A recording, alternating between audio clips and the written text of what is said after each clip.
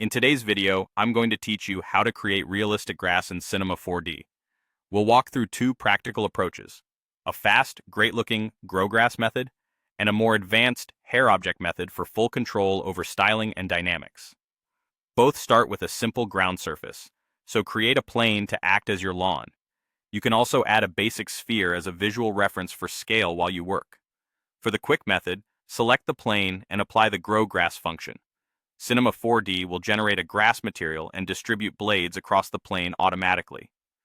Head into the material settings to fine-tune the look. Density is the big one. Increasing density fills out bald areas, while lowering it creates a more natural, patchy field. If length and thickness controls are available in the material, use them to balance realism and performance. Shorter, slightly varied blades usually read more convincingly on camera. Lighting makes a huge difference here. Add soft, directional light or an HDRI to bring out highlights and shadow detail, and make sure shadows are enabled so the grass doesn't look flat.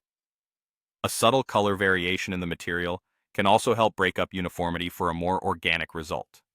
When you need more control, switch to the hair object method.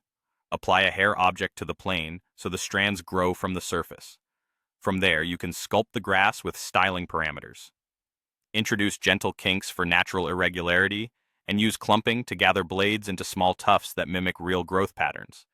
If you want motion, enable dynamics and add wind effects to create a breeze that ripples across the lawn. Keep things subtle. Slight turbulence and low stiffness often feel more believable.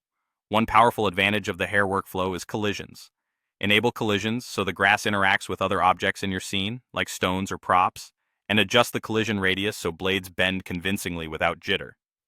A few workflow tips will keep everything responsive.